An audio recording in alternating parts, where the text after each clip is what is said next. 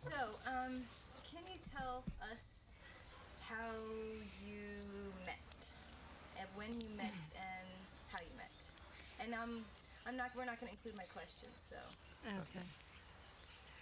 Well, Rue and I met at Unity Fellowship of Christ Church that we've talked about before. And like most couples, we have two different versions, or slightly different versions, of what happened after that. So I'll tell a little bit of mine, and then she can take over for the rest of that. We were involved in a AIDS candlelight service. I think this was one of the first times that we really kind of noticed each other for the first time, even though we had seen each other for several months prior to that. I never really kind of focused in on. I'll just speak for myself because hers is different, like I said. And so we ended up spending that day together prior to going to the candlelight service, and ended up kind of just holding on to each other that night. It was cold, and then I think the next day I invited her to dinner, and she never went home after that. That's the truth. My neighbors thought something had happened to me. They were about to call the police. We live in different parts of town, and it was quite a commute. And we had already determined before I went to her house for the first time that this was a one-shot deal. It was to pack, you know. That's like the joke on lesbian. What is it? Lesbian shows up with a U-Haul on first date.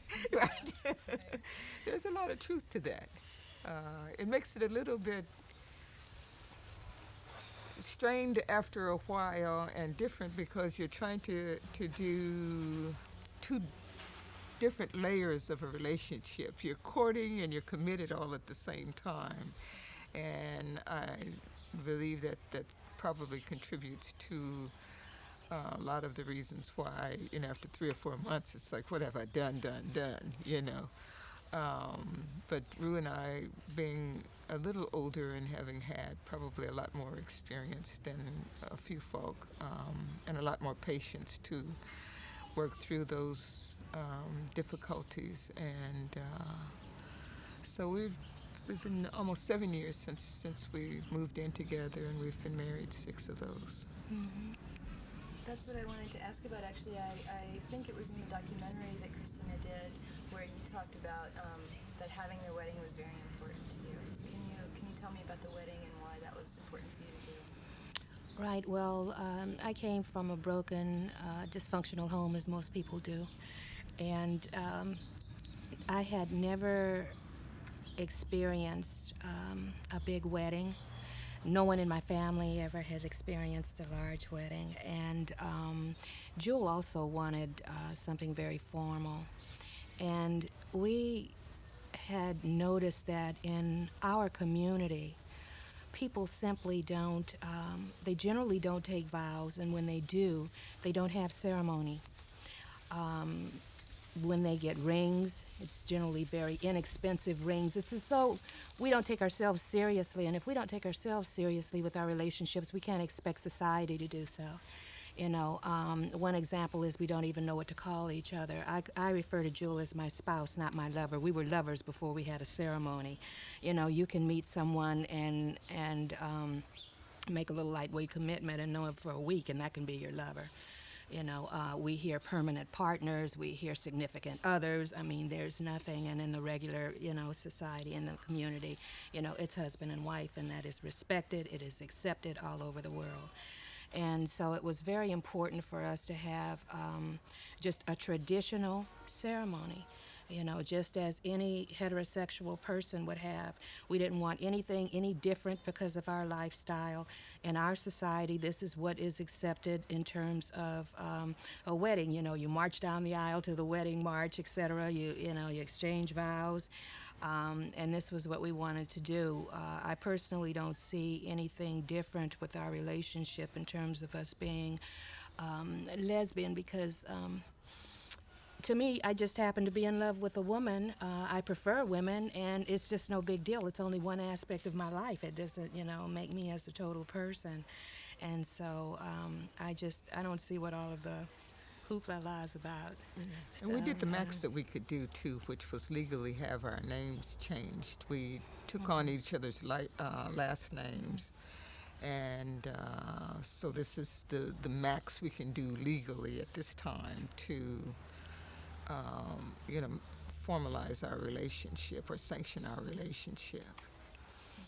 So we're waiting for Hawaii or California or somebody to make it so that we can legally be spouse and spouse. Thanks, it hasn't happened yet. No. So how does your relationship contribute to your work? I mean, you're both very busy doing a lot of different things in the community. How do you find time for each other? Like, how do you? Oh, wait, we have a plan. So how do you find time for each other when you're so busy? We take a lot of mini vacations, or we take many vacations, and that's the most time that we have to spend, and we usually plan for those and their quality time. Otherwise, we're discussing each other's work, and we're involved. Fortunately, we're not youngsters, and so we can concentrate basically on our work and our relationship. We've done the partying independent of each other, and Rue is a very confident and independent lady, and she can find her own way in this world, and it's not necessary for her to be with me, and I'm the same way basically. So we can go places, and a lot of the jealousy that I know that I had as a youngster is not there anymore. So I trust her implicitly to be an okay person, and I believe she trusts me too. That's definite. You get to a certain age, you only have enough energy to do so much. And and ours is generally spent in the community trying to make a difference. So, like Jill said, that we're not very dependent, needy people per se.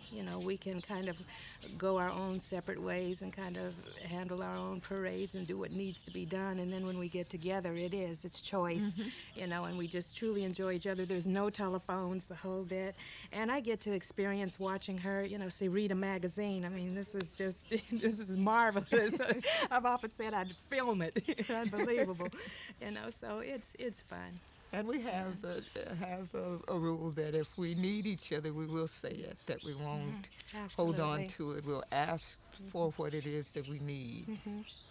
You won't have to guess, I need to come with you or whatever. And it's the same thing if we both have a lot of commitments outside of it. And one of the other of us might not feel like going to all these things. But if it's one that we need each other for, then we say that, I need for you to go with me to this place and that place, or to this event or whatever, or I need for you to just come over for us to spend some time, I'm feeling that now, and we can say that to each other and respond in kind.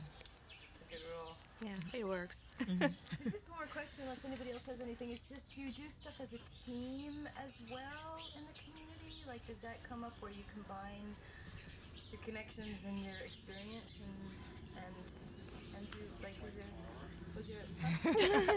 that, since that's been the major joint venture, it seems, and I'll ask you separately too about it. But what about Rue's house? Like, oh wait, hold it. and then we'll talk. We're rolling. Okay, so how was it starting Rue's house? We basically wanted to do something to help the children and the mothers in terms of keeping them under one roof. No one was doing that. They were separating them, and the children were going to foster care, and women were going into adult shelters. And we felt that it's just about impossible to keep someone clean and sober, to encourage them to go on living and snatch their child from them. We have women that come into this house. First of all, by law, everybody is required to have their own bed. But they'll sleep with their children. That's all they have. They hold their children, you know, and we wanted to keep them together. And so we felt we had a unique idea, and we had this big house, and we wanted to do something with it. And the house had a vibe. It just has a healing vibe to it, you know, and it was meant to help people. And so we went about checking into basically what we had to do to open this house. And just that's what we did. We just opened up the doors, you know. Okay. It's really good. We're rolling. Here we go. Okay. So and tell me about Ketch's role in being able to open the house. Well, first of all, we would not be in existence if it weren't for the Ketch One. The Ketch has held numerous fundraisers, and they more or less keep the word out that we exist and that we are in need and we can use all the help that we can get. Jewel has always been there for us. She's on our board of directors, and I can just count on her for anything that I want to do. I know that she is behind me 100%. She's supportive, and there's just not any doubt in my mind that, you know, she won't continue to be there. The Ketch has contributed monies. Jewel has come out of her own pocket. I've come out of my own pocket to keep these doors open, and it's been rough. You know, to be truthful, it's very rough. We are small enough that a lot of the celebrities and a lot of big organizations really don't care to get involved. They're not going to get any kind of publicity or play out of it, you know, and we're small enough to where some people, you know, don't feel that we're helping enough people in the community. We're not one of these big foundations or big organizations, AIDS organizations that can say that we help thousands and thousands of people. We do not. You know, we can only house a combination of 12 women and children, and we do our very best to get them ready for independent living, and for those that are too ill to leave here, we keep them until they're hospice ready. If they have children without families, we see to it that they are placed in permanent loving homes instead of going into the system. So we're more of a one-on-one instead of you know, helping large numbers and with the statistics and what have you. We have, I've had women to come and stay as long as 3 years. We have women that will come here and clean up and then get back out on the streets, and they will use again, and they'll come back. They'll call me and ask me if they can come back, and when they come back, they're just a little bit sicker, just a little worse off, and we help them again, and I've had them come in and out. And as long as they don't give me any real problems when they're here, this is their home. They can always come back here. And so it's not very clinical. You know, this is something that we do with our heart. We try to make it as home-like, as comfortable, as nurturing as possible. And that's our reputation. And we feel that's one of the things that makes us unique. Our shelter's just a little bit different, and our hearts are in it. And so the Ketches, with Jewel being Ketch One, you know, it kind of they go hand in hand. That's great. I'm wondering if Okay, here we go. It'll be gone by the time we go. I'm wondering if you've become very close to the women and the children here, and if you have some stories about those relationships, or is that hard to become close to them at night? You know, it's amazing in working with the homeless. Some of the families that we deal with have been through so much pain. There's been so much hurt and trauma in their lives that when they aren't being abused and they experience kindness, they become the abuser. So as a result, I cannot get close to every family or every woman that comes into our shelter. They simply won't allow it. They're not used to it. Those that do allow us in, I've become very close to them.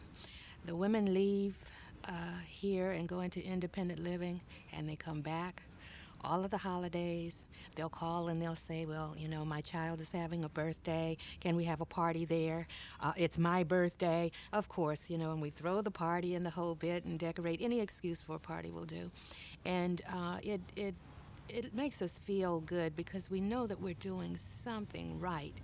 You know, that we are providing a home for them to want to come back to. Some of them come and visit us almost every weekend, you know, and it's fun. When they get sick, I've had some that have had to go into the hospital, and they would say, tell their families, if at all possible, I want to go back to Rue's house. You know, before going to a hospice, I want to stay there as long as I possibly can. And we keep them, you know, for as long as we can. And then when they go to hospices, we visit them at the hospice. When they make their transition, we're at their funerals. So we're very involved. We have paid for cremations. You know, we've had burials at sea. When they've requested that, we try to see to it that their needs are met and that their wishes are fulfilled, because this is just so important. While they're here, we try to give them as much power as we possibly can. I have lived in shelters before for homeless, and I know what that's about. It seems 100 years ago it was a totally different life as far as I'm concerned, but I can't forget that, you know. And so in opening the shelter, it was very important for me to make these women and their babies feel as comfortable as possible. And it's real important. Thanks. Pause. Yeah, pause, please. Okay. Okay, mainly just in terms of us operating, we get our support mainly from the straight community. There are some organizations in the gay community that have been extremely helpful. We can depend on them every year, you know, for just a very generous annual donation. In the lesbian community, very little support, I'm sad to say. Everyone knows that we're out here, you know, and I'm hoping that very soon that it will change and that we will get more support from the women. Okay. Oh. Okay. So your experience in a shelter, how does that help you run Rue's house? You know, I had, years ago, I was in a very abusive relationship, and I had spent time in 4 shelters for battered women. And the last time I was there, I was just determined that I was going to change my life and just turn everything around. And I went and went to therapy. I'm still in therapy. It's been years now, and I've kind of gotten myself together, and I just wanted to do something for people that were out there in the streets in trouble who needed help. And so I opened up this house, and we've just been going full blast ever since.